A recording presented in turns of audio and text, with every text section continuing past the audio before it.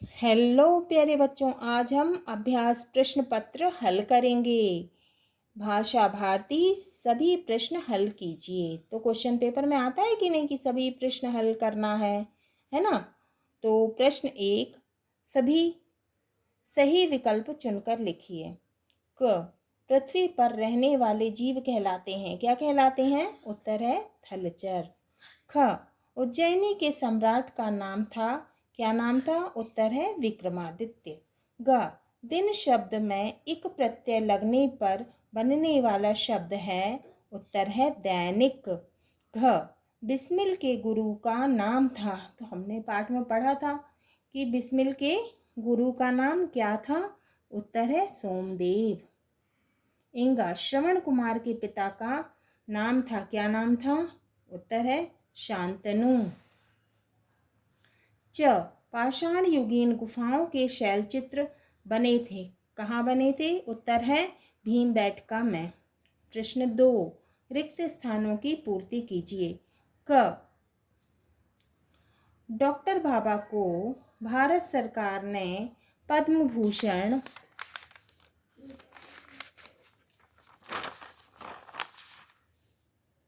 की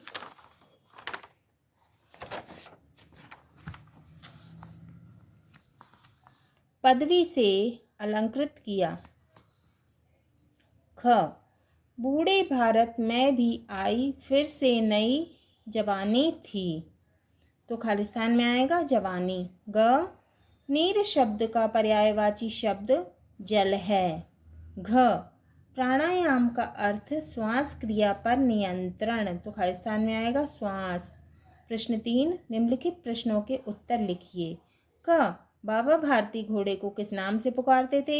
हमने पाठ में पढ़ा था, पाठ का नाम था हार जीत। उसमें पढ़ा था हमने कि बाबा भारती अपने घोड़े को क्या नाम से पुकारते थे? सुल्तान के नाम से। तो उत्तर है बाबा भारती घोड़े को सुल्तान के नाम से पुकारते थे। ख, भौतिक तत्वों की संतुलित मात्रा को क्या कहते हैं? उत्तर, भौतिक तत्वों की संतुलित मात्रा को समस्थैतिकता कहते हैं।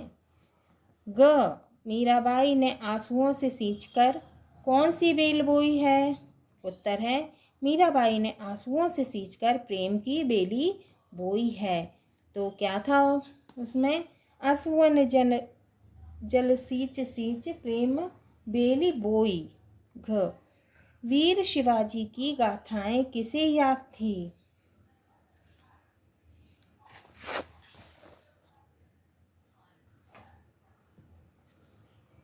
उत्तर, वीर शिवाजी की गाथाएं लक्ष्मीबाई को याद थीं।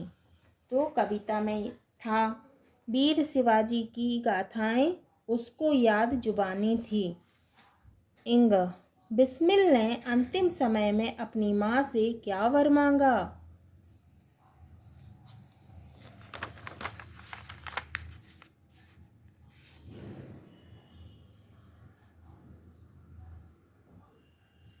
उत्तर, बिस्मिल ने अंतिम समय में अपनी माँ से यह वर मांगा कि हे जन्मदात्री, हे जन्म देने वाली माँ, वर दो, अंतिम समय में भी मेरा हृदय किसी प्रकार विचलित न हो। तुम्हारे चरण कमलों को प्रणाम कर मैं परमात्मा का स्मरण करता हुआ शरीर का त्याग करूं।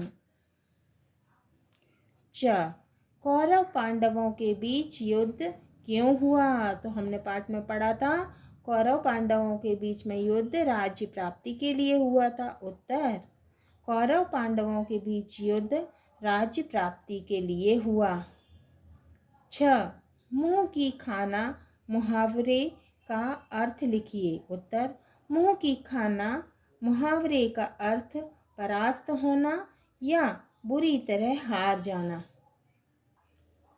ज, शिवाजी ने जिस वीर बालक को अपनी सेना में लिया था उसका क्या नाम था? उत्तर, शिवाजी ने जिस वीर बालक को अपनी सेना में लिया था उसका नाम मालोजी राव था।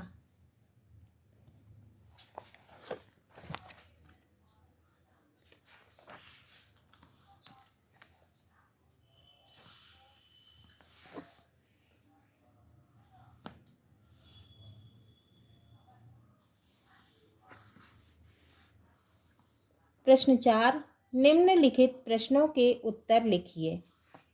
क, विकारी और अविकारी शब्द किसे कहते हैं? उदाहरण सहित समझाइए। उत्तर, विकारी शब्द जिन शब्दों के रूप लिंग, वचन और कारक के आधार पर बदल जाते हैं उन्हें विकारी शब्द कहते हैं। जैसे लड़का, लड़के, लड़कों, अच्छा, अच्छे, अच्छी, जाता, जाते, जाती, मैं, मुझे, तुम, तुम्हारा, हम, हमें, हमारा आदि। अविकारी शब्द जिन शब्दों में लिंग, वचन और कारक के द्वारा कोई परिवर्तन नहीं होता, अर्थात जिनका रूप एक सा रहता है, उन्हें अविकारी शब्द कहते हैं। जैसे यहाँ, वहाँ, प्रतिदिन, परंतु, भी, ही आदि।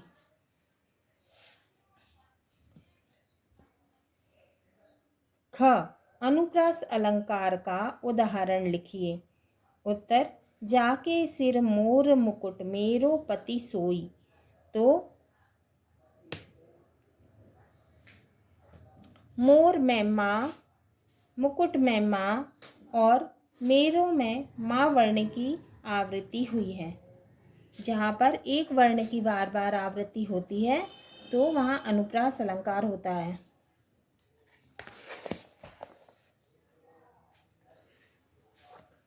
ग, निम्नलिखित पंक्तियों को ध्यानपूर्वक पढ़िए और प्रश्नों के उत्तर दीजिए।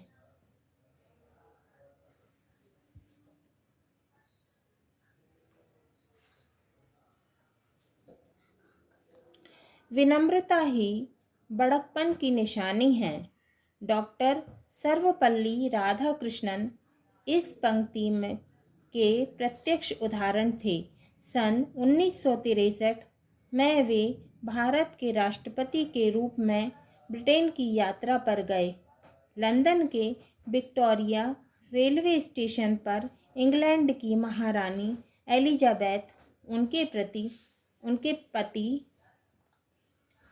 प्रिंस फिलिप और अन्य उच्चाधिकारी उपस्थित थे। तो इंग्लैंड की महारानी एलिजाबेथ, उनके पति प्रिंस फिलिप और अन्य उच्चाधिकारी उपस्थित थे। स्वागत मंच के और वहाँ रहने वाले सैकड़ों भारतीय भी उनके प्रिय राष्ट्रपति का स्वागत करने को खड़े थे। क, बड़प्पन की क्या निशानी है? उत्तर, विनम्रता ही बड़प्पन की निशानी है। ख, इंग्लैंड की यात्रा पर कौन गए थे? उत्तर, doctor Radhakrishnan. Doctor Sarvepalli Radhakrishnan England की यात्रा पर गए थे। सन 1963 में वे भारत के राष्ट्रपति के रूप में ब्रिटेन की यात्रा पर गए। ग, उपर्युक्त गद्यांश का उचित शीर्षक लिखिए। आप अपने मन से कुछ भी लिख सकते हैं गद्यांश को पढ़कर। उत्तर, अपने प्रिय राष्ट्रपति। प्रश्न 5, बसंत के दुखी होने के क्या कारण हैं? उत्तर, बसंत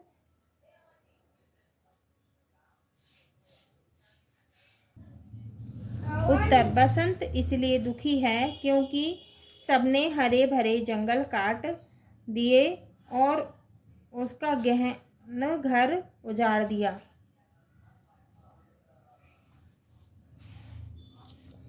गांधी जी के आश्रम में कौन कौन से कार्य लोग स्वयं करते थे? उत्तर, गांधी जी के आश्रम में लोग सूत कातना, कपड़ा बुनना, कपास धुनना, अनाज से कंकड़ बीनना, चक्की चलाना, पुस्तकों पर जिल बांधने का काम स्वयं करते थे।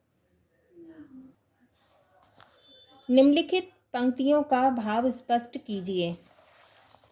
लेकिन मैं जब तक तुम्हारी दृष्टि से ओझल नहीं हो जाता, तुम तब तक मेरी ओर निर्निमेष दृष्टि से निहारते हो, मानो अपनी पलकों पर बिठाकर तुम मुझे विदाई देते हो। भाव। कवि कहते हैं कि मित्र, मैं जब तुम्हारे घर आता हूँ और जब जाने का समय होता है, जब मैं तुम्हारे घर से वापस अपने घर जाता हूँ, तब तुम मुझे जब तक खड़े होकर देखते हो, जब तक मैं तुम्हारी दृष्टि से दूर नहीं हो जाता, तुम मुझे एकटक देखते रहते हो, मानो मुझे पलकों पर बिठाकर विदाई दे रहे हो। प्रश्न, पंक्तियों का भाव स्पष्ट कीजिए। काल करे सो आज करे सो अब, पल में परलय होएगी, बहुरी करेगो कब। भावार्थ। कवि कहते हैं कि जो कार्य कल का है उसे हमें आज ही कर लेना चाहिए, एवं जो कार्य आज का है उसे अभी कर लेना चाहिए। समय का कुछ पता नहीं कब क्या हो जाए। छूने पाए मोह न तुमको, बनो तपस्वी लो हृदय, काल स्वयं डर जाए देखकर, ध्रुव से भी ध्रुवतर निश्चय। भावार्थ। कवि कहते हैं कि हे वीरों, यह देश को आगे बढ़ाना चाहते हो, देश को स्वाधीन देखना चाहते हो, तो तुम किसी के मोह में मत पड़ना। तुम्हें कठोर हृदय बनकर एक तपस्वी के समान साधना करनी है। फिर देखना, मृत्यु स्वयं तुमसे भयभीत होकर दूर भाग जाएगी। तो हमारा ये अभ्यास प्रश्न पत्र पूरा हुआ।